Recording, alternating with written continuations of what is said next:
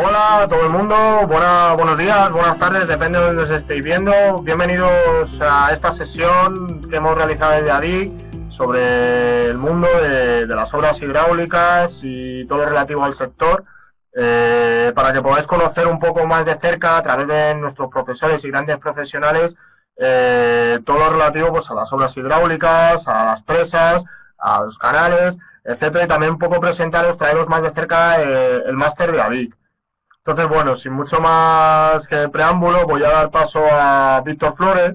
Víctor Flores, como os digo, es profesor nuestro dentro del máster de ADIC. Actualmente es el director del Departamento de Obras Hidráulicas y Marítimas en la Dirección Técnica de FCC Construcción.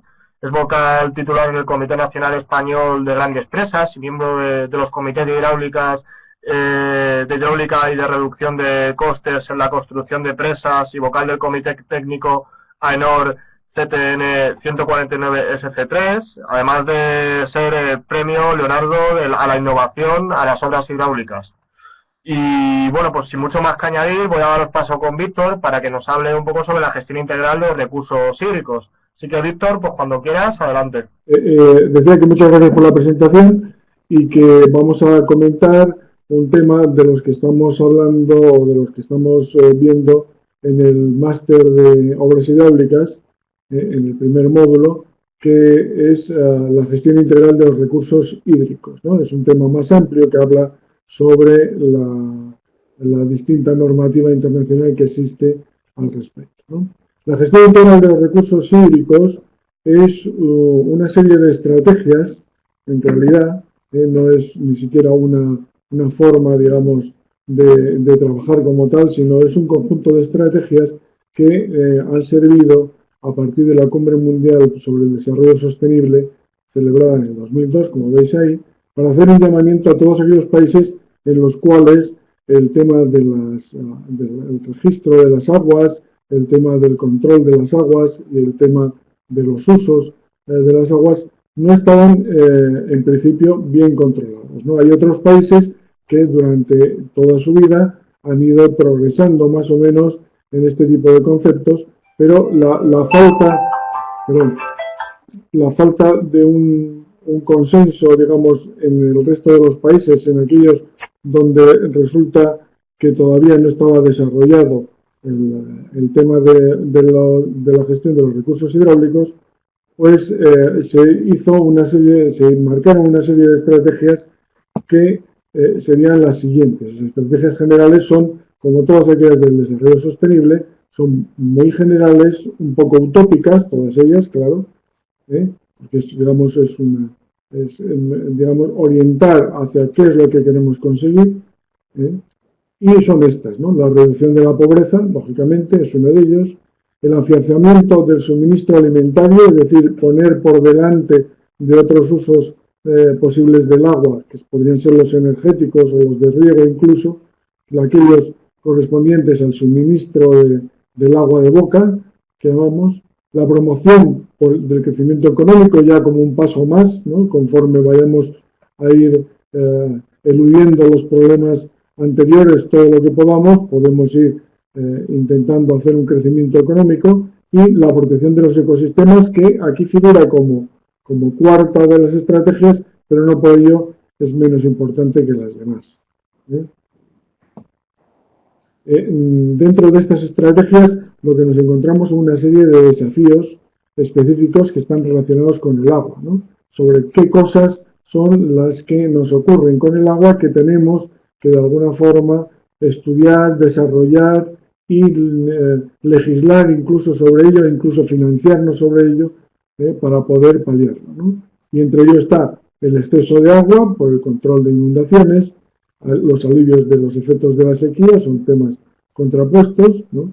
El acceso al agua corriente por un lado y el acceso a las instalaciones sanitarias por otro, ¿no? Instalaciones sanitarias se refiere a las aguas residuales en este ámbito de los temas hidráulicos.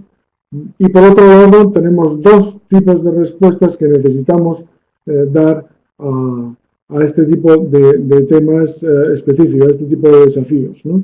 Que es el incremento de la demanda de agua, ya sea porque se consume más o ya sea porque en determinados ámbitos, en determinadas zonas, hay una serie de consumos eh, temporalmente acotados donde hay una demanda superior y hay que arreglarlo de alguna forma. Eso sucede con algunos países, ¿no? Sobre todo países del Caribe, donde las demandas de agua pueden estar más o menos resueltas para el día a día, pero en el momento en el que hay gran afluencia de turistas o zonas específicas donde hay gran afluencia de turistas, están los temas todavía sin acabar de resolver, ¿no?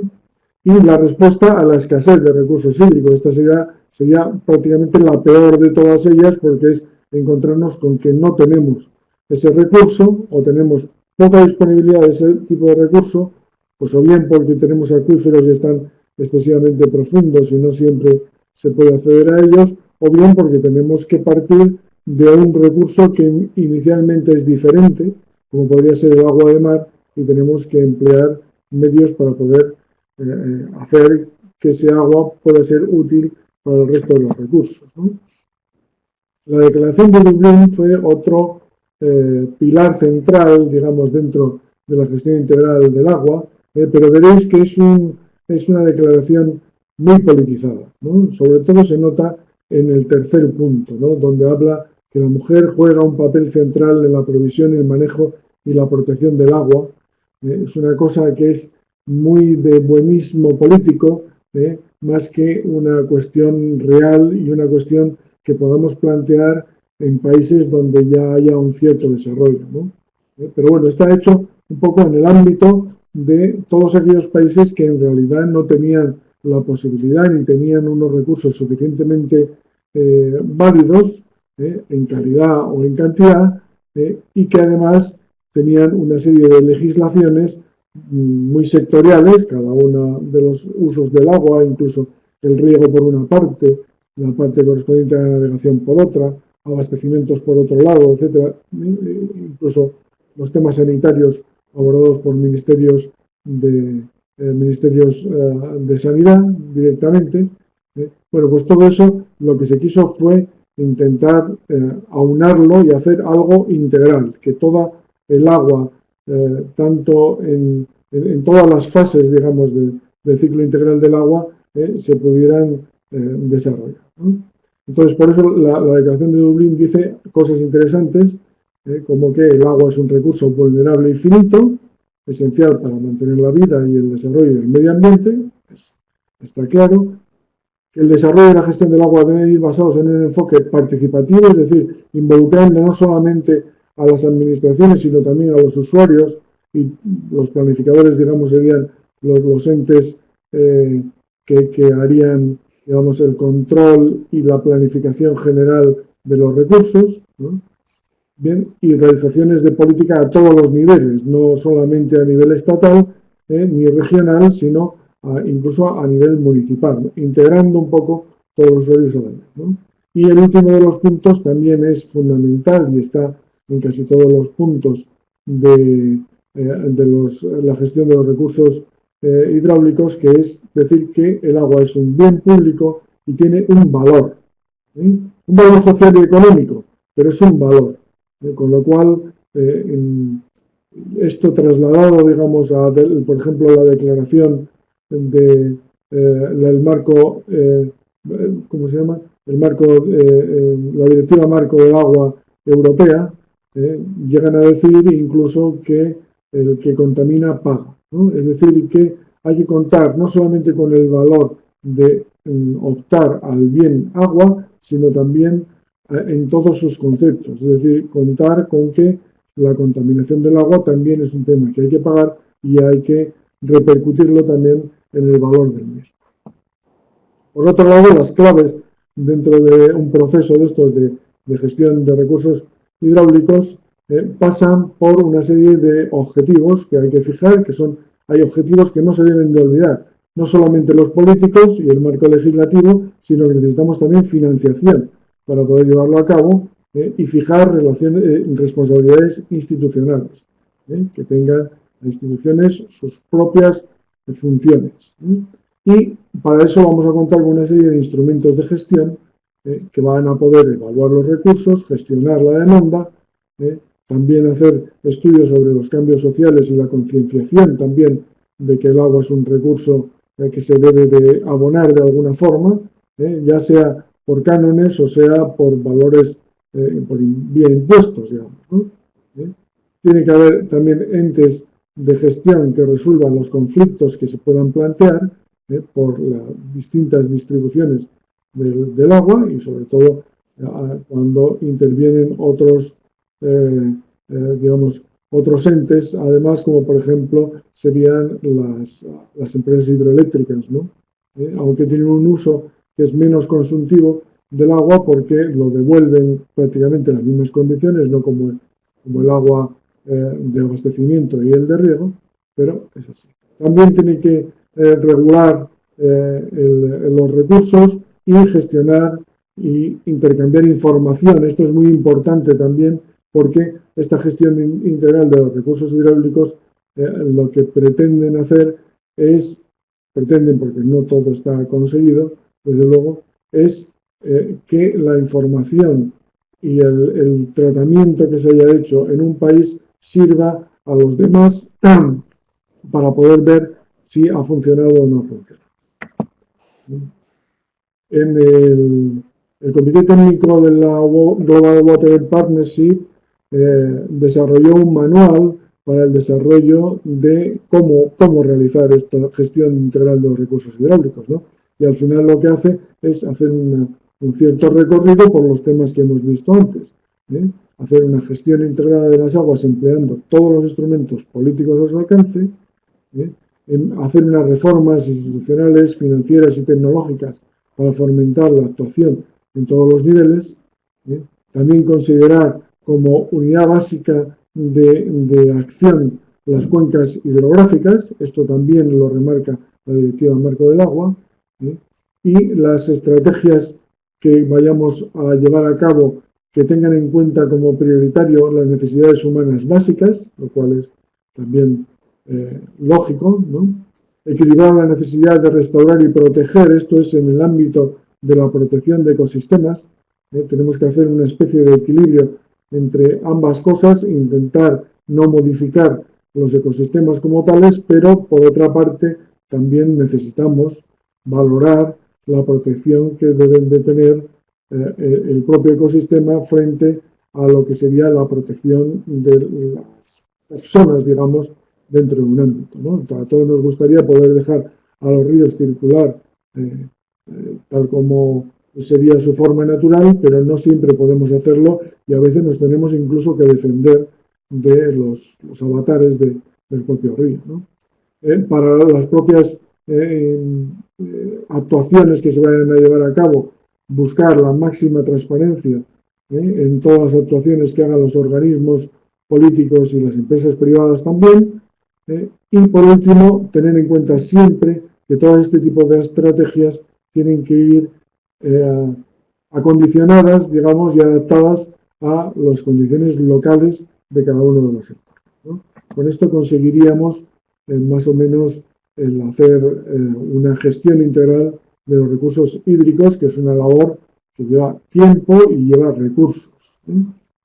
Bien, dentro del máster, en este mismo tema, lo que hacemos es que analizamos 22 casos diferentes, y son casos en los que, como os digo ahí, nos encontramos un poco de todo, ¿no? Hay zonas o naciones, porque esto realmente es por naciones, zonas o naciones donde hay escasez de recursos y entonces la gestión es muy complicada. Bien, pues en esos casos los recursos habrá que obtenerlos de alguna otra forma, o incluso se tienen que programar ciertos desplazamientos de materiales de una zona a otra, ¿no? O incluso la cooperación de países cercanos, ¿no? Hay casos también, que esto es muy abundante también, donde abundan los recursos, pero lo que tenemos es un problema de regulación y de suministro. Esto quiere decir que llueve mucho, pero no tenemos dónde poder almacenarlo, y además llueve en el momento en el que, o sea, en ese momento podríamos aprovechar el recurso, pero no llueve con una continuidad tal que podamos abastecernos del recurso sin tener ningún elemento de regulación, ¿no? Entonces nos generaría problemas en la regulación y, por tanto, en el suministro del día a día, ¿eh? Tenemos casos también de países que tienen abundancia de recursos y que su problema no es ya la continuidad ni incluso la regulación, sino los problemas son de calidad y de contaminación de este recurso, ¿no? Entonces las líneas de actuación tienen que ir prioritariamente en esas direcciones. Pero nos encontramos casos con leyes sectoriales exclusivas, es decir, leyes que hablan de la navegación, que hablan de los riegos, que hablan de temas sanitarios, que hablan de controles regionales, pero que no tienes una ley que abarque todas ellas y podamos decir que tengamos una gestión integral de todas, ¿no? También nos encontramos con legislaciones contradictorias, sobre todo legislaciones antiguas que siguen manteniéndose frente a legislaciones nuevas que intentan combatir los problemas de la legislación antigua, pero que tienen igual un rango inferior y entonces, bueno, pues nos encontramos con ese tipo de cuestiones que también hay que resolver y quizá sean relativamente más sencillos de hacer, ¿no?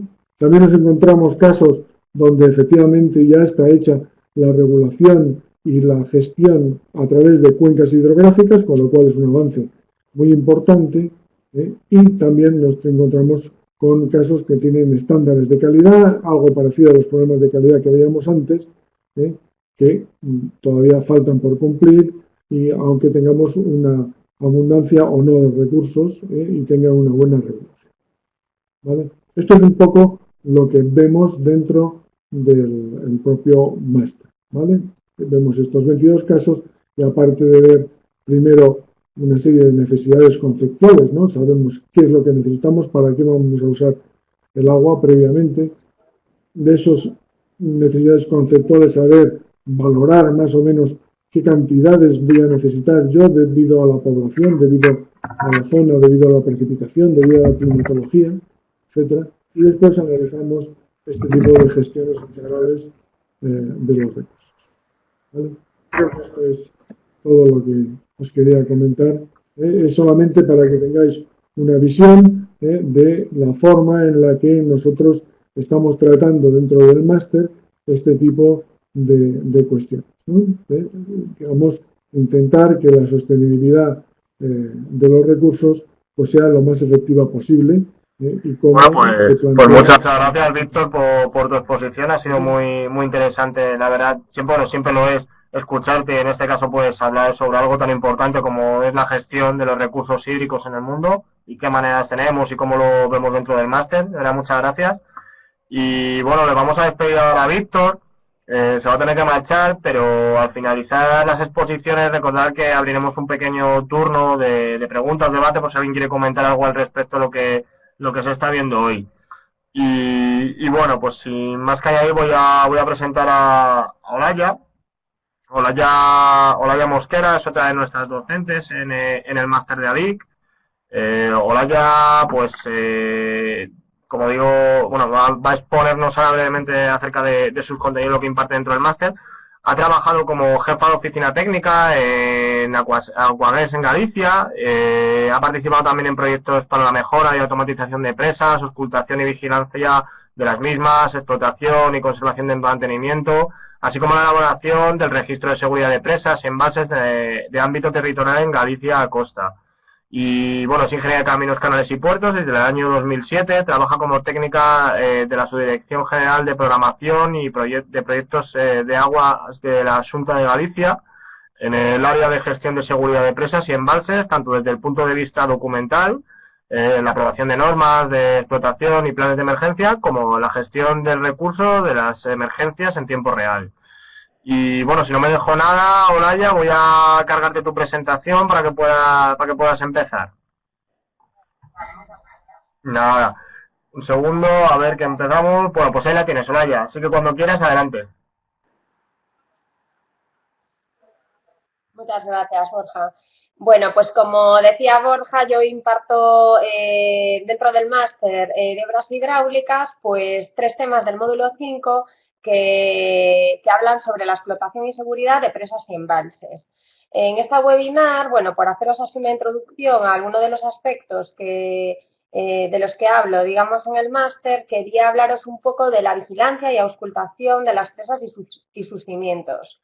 Porque, bueno, por un lado me parece un tema muy interesante y además creo que es bastante desconocido para el público en general y quizá también para los técnicos, que aunque estén relacionados con la hidráulica o tengan relación con la hidráulica y con las obras hidráulicas, pues quizá con esta parte de auscultación no tanto. Entonces, bueno, como introducción, os quería comentar que la vigilancia y auscultación dentro de las fases de la vida de la presa, que son el proyecto, la construcción, la puesta en carga, la explotación y la puesta fuera de servicio, pues está quizá más íntimamente vinculada a la parte de explotación.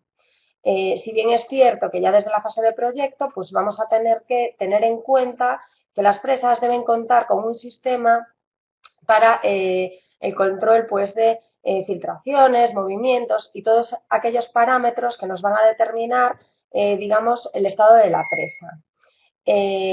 Bien, se habla de vigilancia y auscultación y se diferencia, digamos, entre estos dos conceptos porque vigilancia está más relacionado con actuaciones genéricas.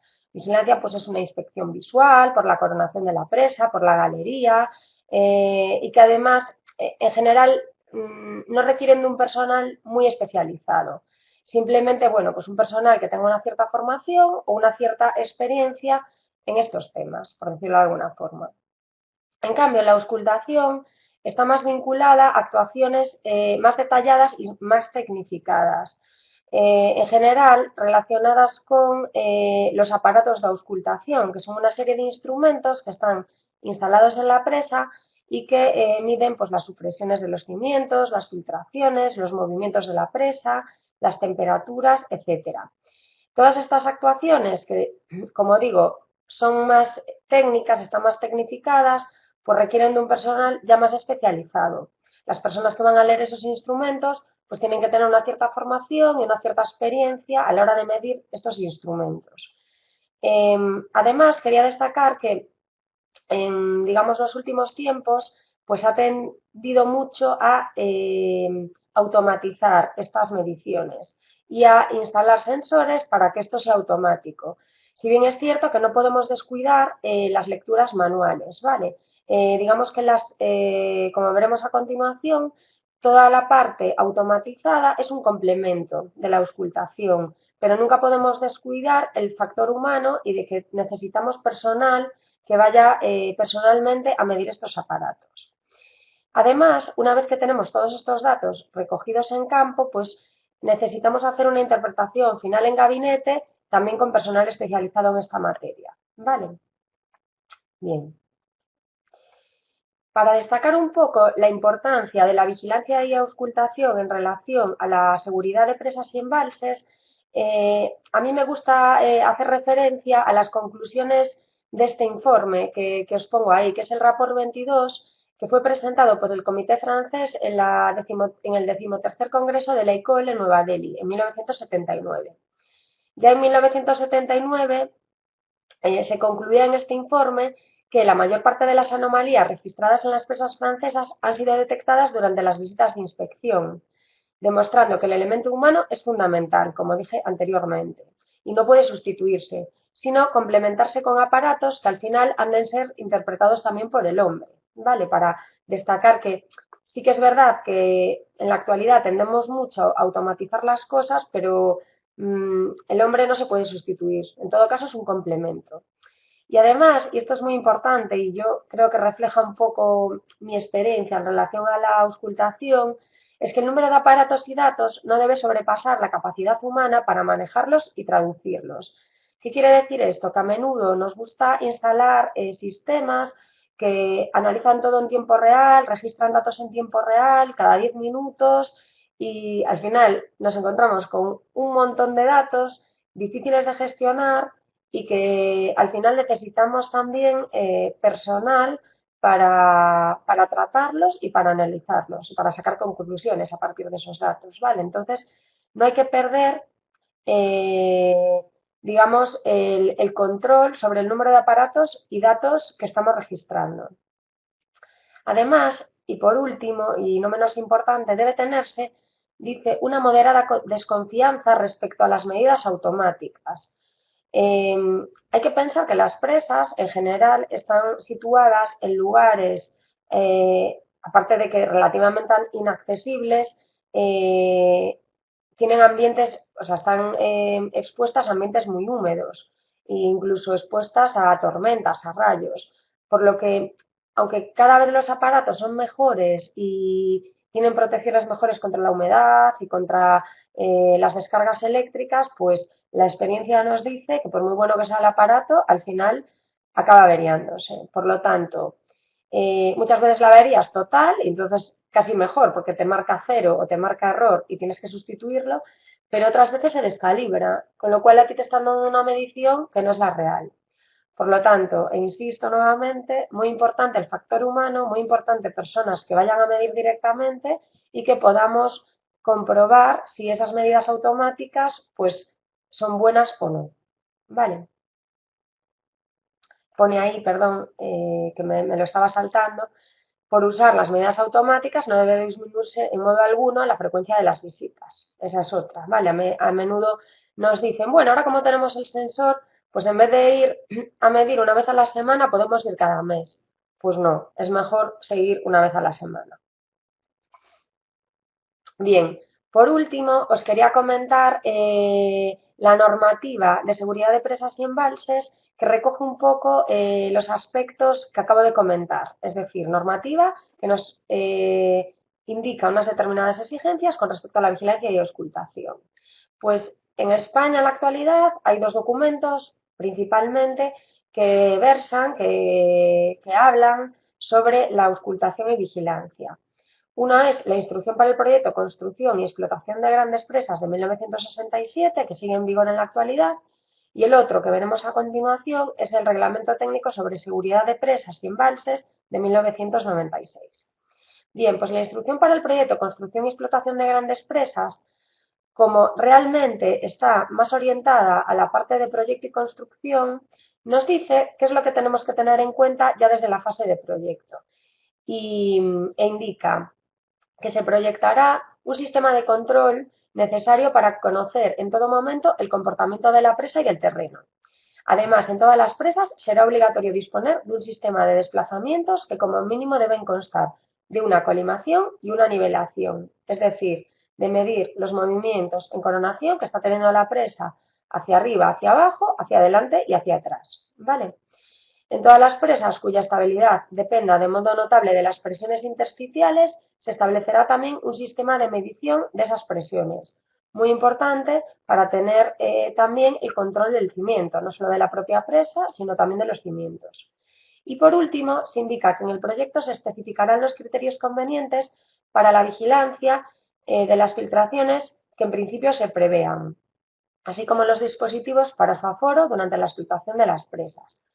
Bien, me gusta destacar esto porque las filtraciones parece una obviedad, pero son muy importantes. Es una de las cosas más intuitivas que se pueden medir en una presa, qué grado de permeabilidad tiene, cuánto está filtrando y que nos permite detectar un problema desde el minuto 1, digamos, porque las filtraciones más o menos siguen una línea, digamos que tienen una cierta tendencia y en el momento que esa tendencia cambia o que vemos que las filtraciones registran valores anormales con respecto a los históricos, pues ya podemos detectar un problema y a partir de ahí analizarlo. Por lo tanto, suelen ser, digamos, los primeros síntomas de problemas en las presas.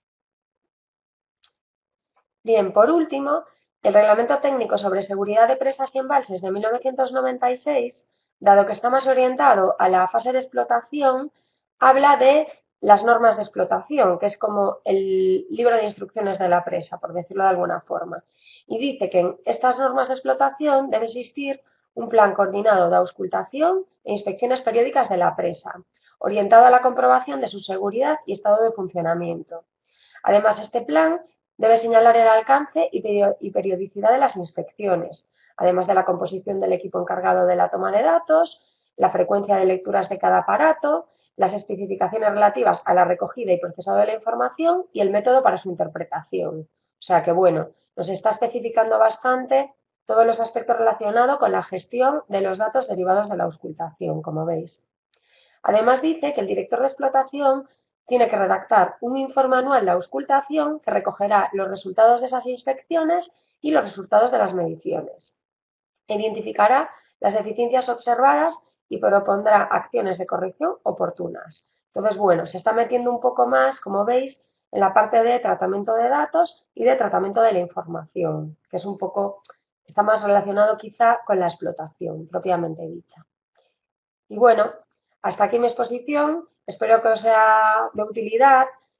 Como dije al principio en el máster, pues bueno, esto se trata con más detalle, pero bueno, creo que como introducción pues puede ser interesante. Pues muchas gracias a ti, Olaya, por tu exposición. La verdad es que sí es un tema muy interesante lo de la interpretación de los datos ahora mismo, con tanta tecnología como nos rodea y cómo podemos procesarla. Entonces, a mí espero que les haya resultado tan interesante a nuestros asistentes como a mí el poder escucharte, hablar sobre ello. Y ahora a continuación va a hablar Miguel, que hablando de tecnología, pues él nos va a contar un poco sobre la rotura de presas en envases utilizando pues el software que imparte dentro del máster, el software IBE. Nos va a hablar un poco sobre el mismo y todo lo relativo. Entonces, bueno, como os digo, Miguel es profesor dentro del máster de ADIC, es ingeniero de montes por la Universidad Politécnica de Madrid, con la especialidad de predimensionamiento y diseño de obras hidráulicas. Y bueno, pues sin mucho más que añadir, Miguel, voy a cargar tu presentación para darte paso. Espera un segundo.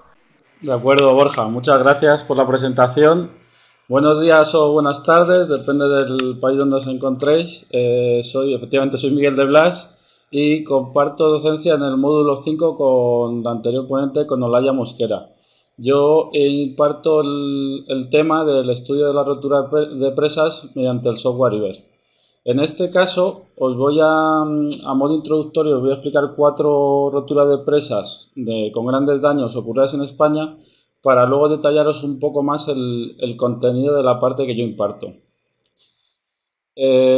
Bueno, en primer lugar, el primer caso sería la rotura de la presa de Puentes. Es una presa situada en Lorca, en Murcia, cuya primera presa, la de Puentes 1, se construyó en 1648 y se derrulló debido a unas riadas y a grandes precipitaciones que hubo. En el año 1790 más o menos se volvió a construir en el mismo terreno que la anterior, la denominada presa de Puentes 2.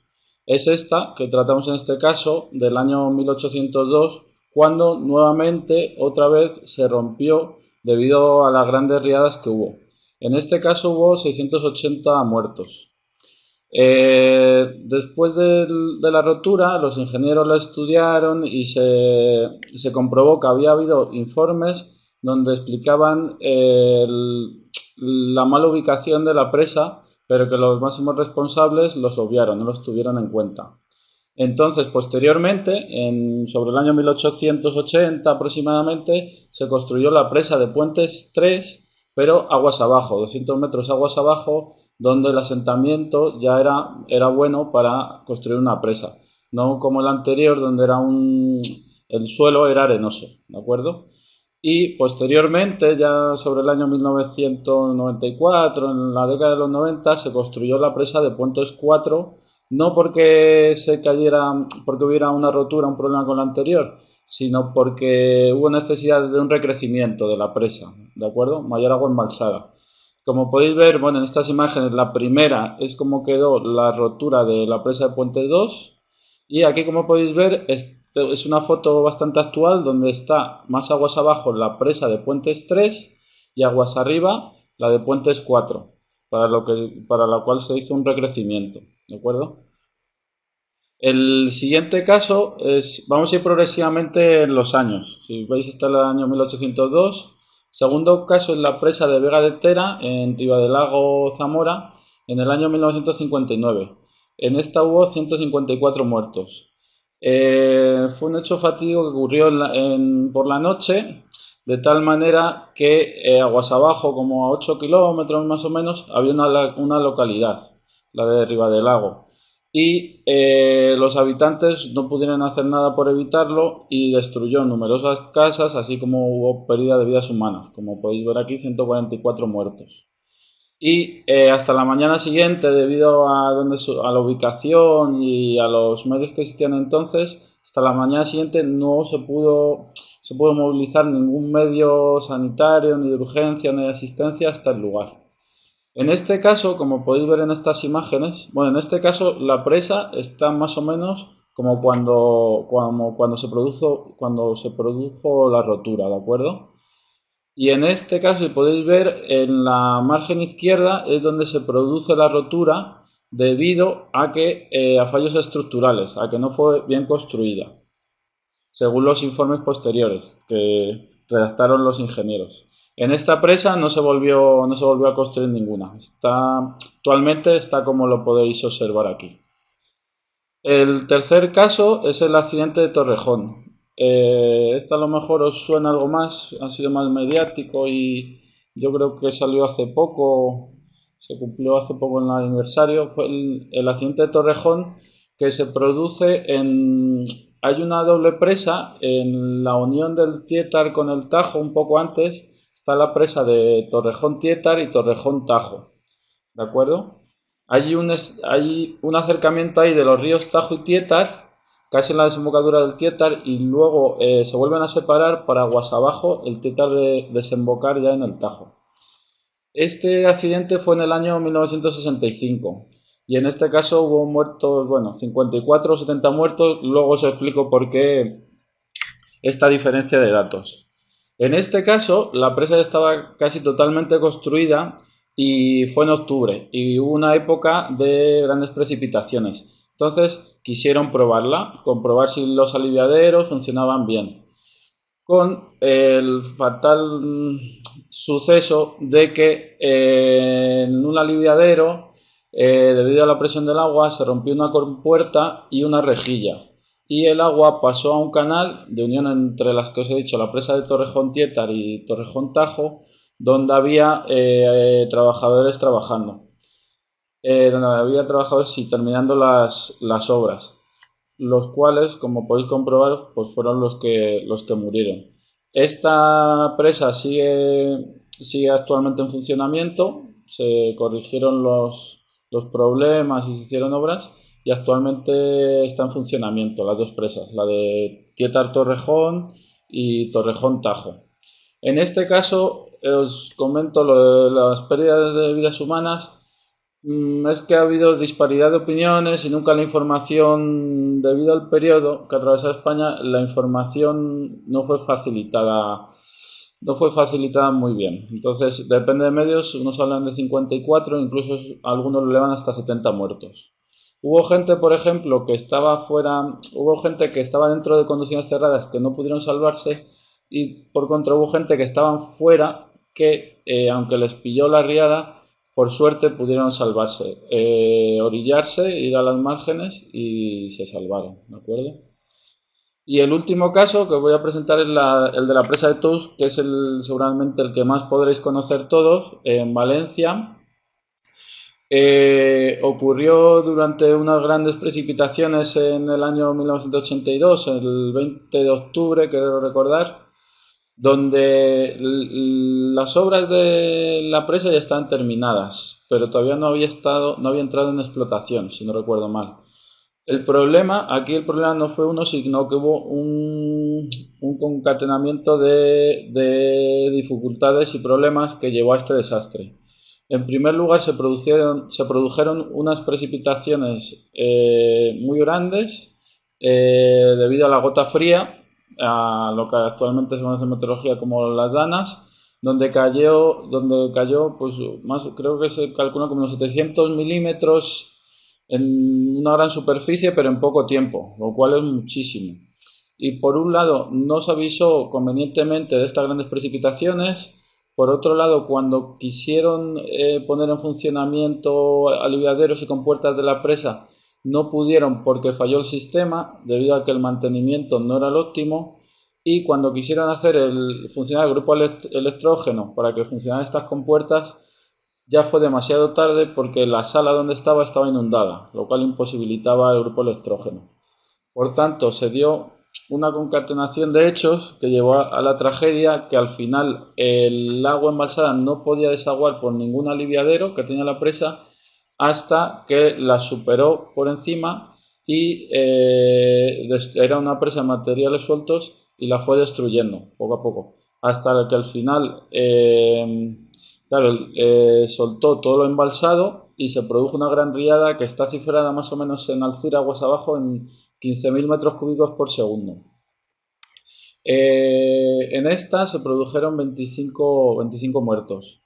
Posteriormente se construyó una nueva presa en este emplazamiento, como podéis ver en esta otra imagen, con una mayor capacidad, creo que es actualmente de 350 hectómetros cúbicos más o menos, y en la que de momento, y bueno, claro, se mejoraron las medidas de seguridad, de mantenimiento y demás, está aguantando todas las riadas y gotas frías que se han producido, ¿de acuerdo? Me preguntaréis, ¿por qué os cuento esto? Pues no sé si os habéis dado cuenta, pero si habéis visto, igual que hemos ido progresivamente en el tiempo, el número de pérdidas humanas, que es lo más importante, ha ido disminuyendo también. Desde las 608, más o menos que recuerdo, de la primera catástrofe hasta esta última de 25 muertos. En el caso de España, esta es la última rotura de presa que se ha producido con pérdida de vidas humanas. Con ello, os quiero indicar y hacer hincapié en que debido a estos errores, fallos, se ha ido mejorando y implementando y actualizando la normativa vigente en España para que no pasen estos casos. Y si se produjera una rotura de presas, que hubiera el menor número posible de daños, tanto humanos en primer lugar como luego materiales, ¿de acuerdo? El segundo caso que os he contado, la de Ribadelago, es uno de los casos a raíz del cual se hizo más eco nacional e internacionalmente y hubo un cambio drástico en la normativa, ¿de acuerdo? La normativa existente en España pues es la que luego os vamos a explicar en el módulo y os explicamos desde un punto de vista legislativo o normativo, como podéis ver aquí, que es verdad que en otros países, como he visto, muchos sois de Colombia y de otros países, la normativa es distinta, pero las bases o fundamentos en los que se basan son muy similares. Por tanto, es muy fácilmente extrapolable a otros países. En este caso, tanto Olaya como yo explicamos la normativa existente en España, ya que es la que hemos tratado más y la que mejor conocemos. Entonces, y es una normativa bastante segura a nivel mundial y muy actualizada e implementada. En mi módulo, además de explicar la normativa, luego se explica también teóricamente y conceptualmente lo que significa la normativa, los estudios que hay, si hay que hacer un estudio de clasificación de la presa en función del riesgo potencial y las presas que le hace falta hacer el plan de emergencia de la presa, cuál sí, cuál no. Es decir, se explica desde todos los puntos de vista, desde el punto de vista normativo legislativo, desde el punto de vista conceptual o teórico y, por último lugar, desde el punto de vista más práctico, ¿de acuerdo? También se os explica cómo realizar los estudios que se piden en la normativa, los estudios de la rotura para ver las áreas inundadas mediante un software. En este caso se ha elegido, y yo creo que muy convenientemente, el software IBER, ya que en primer lugar es gratuito, lo cual es accesible para todos los alumnos que queráis cursarlo. Es un modelo bidimensional que es el más preciso y el mejor en estos momentos para realizar este tipo de estudios, ya que el unidimensional se queda corto y el tridimensional es demasiado, ¿de acuerdo? Además de que el coste computacional de los tridimensionales es muy elevado. Y como he dicho, el coste computacional del bidimensional supone un ahorro en tiempo con respecto a otros programas. En este curso pues se os explica detalladamente cómo realizar estos estudios, ¿de acuerdo? Os voy a poner unas imágenes unos vídeos para que veáis un poco el software para el que no lo conozca. A ver, espero que funcione bien. Para que veáis visualmente cómo es, por si no lo conocéis, este por ejemplo es un estudio de la posibilidad de construir aquí una balsa y ver si se produjera la rotura, qué daños supondrían en la zona, ¿de acuerdo? Aquí está representado calado, como podéis ver aquí en la parte derecha con la leyenda, pero bueno, se puede representar velocidades, cota de agua, número de Froude, muchas variables, ¿de acuerdo? Como veis, visualmente es muy atractivo y conceptualmente y teóricamente los resultados son muy buenos también. Da datos muy precisos y para el técnico, para el ingeniero, muy buenos para analizar cada caso. Esto lo aprenderíais en el módulo y os enseño otro vídeo también. Una vista cuasi 3D de cómo se produce una rotura. Este es un modelo, ¿de acuerdo? Donde también se analiza el calado y como podéis ver aquí cómo se va produciendo la deformación de la malla y la rotura.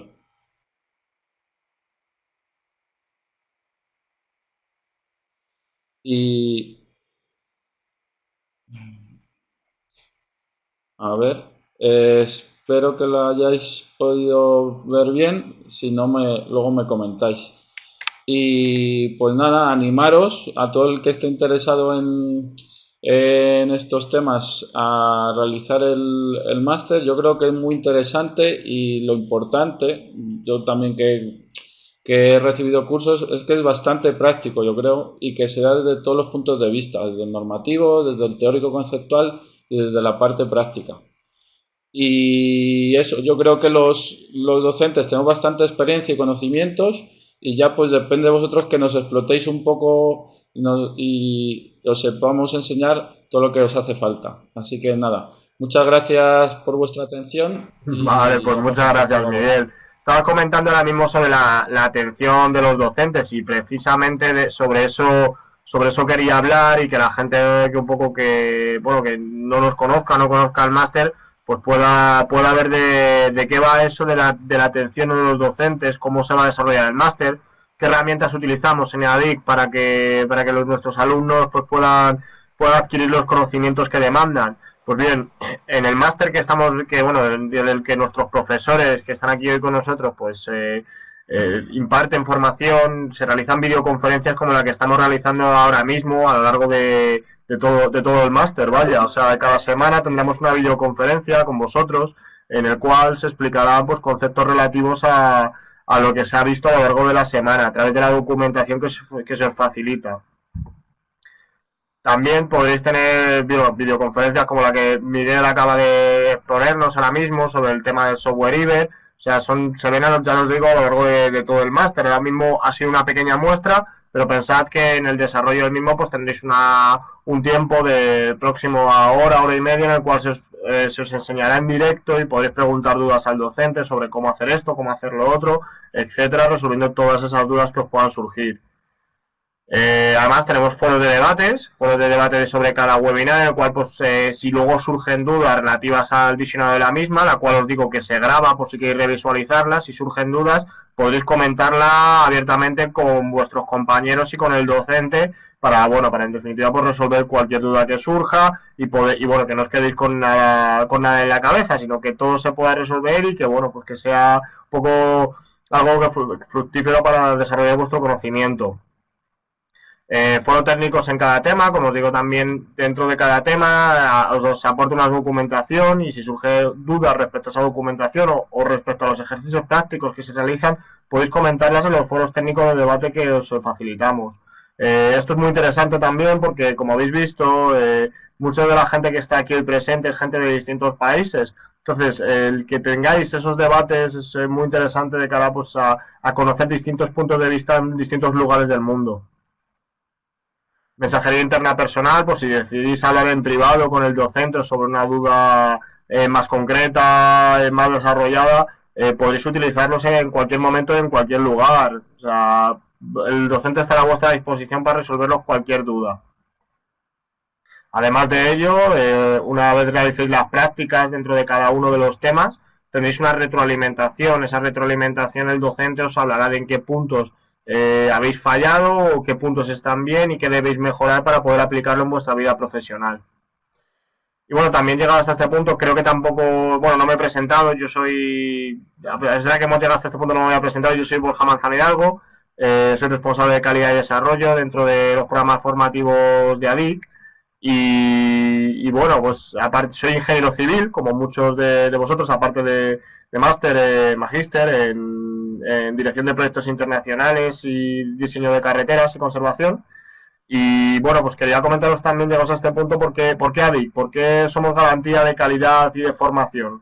Bueno, pues bien, en ADIC actualmente ya hemos formado a más de 8.000 técnicos profesionales de habla hispana, a través de más de 350 experiencias formativas, entre las que se encuentra el máster que estamos viendo hoy, el máster en diseño, construcción y explotación de obras hidráulicas. Tenemos a más de 400 docentes profesionales en activo. Es una de las partes más importantes de nuestro máster, o en las cuales creemos, que es que nuestros docentes pues sean profesionales que aplican sus conocimientos en la vida real y que lo pueden transmitir estas experiencias. Esta filosofía ha permitido, bueno, pues que a día de hoy más de 200 empresas también del ámbito profesional estén eligiendo a ADIC como su proveedor de formación continuada. Se traduce también en que un 70% de la gente, de las personas profesionales del sector que realizan una formación con nosotros, repiten, vuelven a confiar en ADIC para realizar su formación continua. Tenemos un 8,75 de calificación media en nuestras encuestas de satisfacción, pero para nosotros no es suficiente y es por ello por lo que trabajamos y día a día queremos superarnos y mejorar. Por ello también por lo que yo os hago preguntas. En esta webinar habéis visto que os he realizado una serie de preguntas a lo largo de la misma. No es ni más ni menos que conoceros un poco más, ver el perfil que tenéis, cuáles son vuestras inquietudes y si finalmente decidís matricularos en este máster, en esta maestría de ADIC, poder adaptaros de la mejor manera posible a todas vuestras inquietudes. Somos la Escuela Técnica Internacional con mayor número de alumnos matriculados. Tenemos alumnos de 42 países distintos, fundamentalmente distribuidos en España y en Latinoamérica, pero esto nos ha permitido el tener sede permanente en 3 países. En España, la cual tenemos en Madrid, en Colombia, la cual tenemos en Bogotá, y en Perú, la cual tenemos en Lima. Pero seguiréis preguntando, ¿por qué ADIC? ¿Por qué debemos elegir ADIC? ¿Por qué es ADIC distinta de otras? Bueno, pues es una formación 100% online, que a veces lo preguntáis, me ha venido gente a preguntar, oye, es 100% online, ¿tendré que viajar, tendré que desplazarme en algún momento? Sí, es 100% online, no tendréis que desplazaros en ningún momento, podréis realizarla en cualquier lugar a través de conexión a internet y con un portátil, no hace falta más. Tenemos contenidos exclusivos adaptados tanto a Europa como a América. Como os digo, gran parte de nuestro alumnado es de esas zonas geográficas. Y creemos que en un mundo globalizado en el que cada vez más el trabajo se desarrolla internacionalmente, la formación también debe de serlo. Debemos aportar conocimientos que nos sirvan para aplicarlo en cualquier lugar del mundo. Los contenidos prácticos son completamente aplicables al ámbito profesional. Tenemos una doble titulación al finalizar el máster, en este caso por la Universidad de Distancia de Madrid, la UDIMA, y el título de la Escuela Técnica de ADIC, sobre la cual es la creadora de este máster y sobre la que estamos hablando en este momento. Sesiones en directo, como la que estáis viendo ahora mismo, se realizarán a lo largo del máster, con apoyo continuado del profesorado, además de tener software con licencias gratuitas o las cuales se os proveerán el departamento y el equipo técnico de ADIC. Somos una entidad reconocida de prestigio, somos miembro de asociaciones como Building Smart, ANCET, Apple, AGE, la Cámara de Comercio de España en el Perú, además de tener alianzas con numerosas universidades, tanto españolas como latinoamericanas. El programa del que estamos hablando es un programa de 12 meses de duración, en el cual se incluyen 8 módulos, 8 áreas del conocimiento, más un trabajo fin de máster, el cual tenéis que realizar una vez concluido el mismo. Todo ello reconocido con 1.500 horas de formación online por la UDIMA, la Universidad de Distancia de Madrid, la cual, una vez finalizado el máster, expederá el título, además de recibir por nuestra cuenta el título propio de la Escuela Técnica de ADIC. todo ello reconocido con 60 créditos internacionales FTS europeos, y la apostilla de La Haya, la cual los alumnos latinoamericanos que lo deseéis podréis solicitarla una vez concluido este programa. Bueno, llegados hasta este punto, si nadie tiene nada más que añadir, vamos a dar por finalizada la jornada de hoy. No sin antes, por supuesto, agradecer a Olaya, Miguel y Víctor, que ya se ha ido, agradecerles su presencia y su tiempo, de verdad, muchísimas gracias. Y gracias también a los asistentes por estar aquí hoy con nosotros. Esperamos volver a contar con vosotros dentro de este programa formativo, que podáis animaros y confiar en EADIC para vuestra formación. Y bueno, pues sin nada más que añadir, de verdad, muchas buenas tardes, buenas noches y nos vemos pronto. Hasta luego.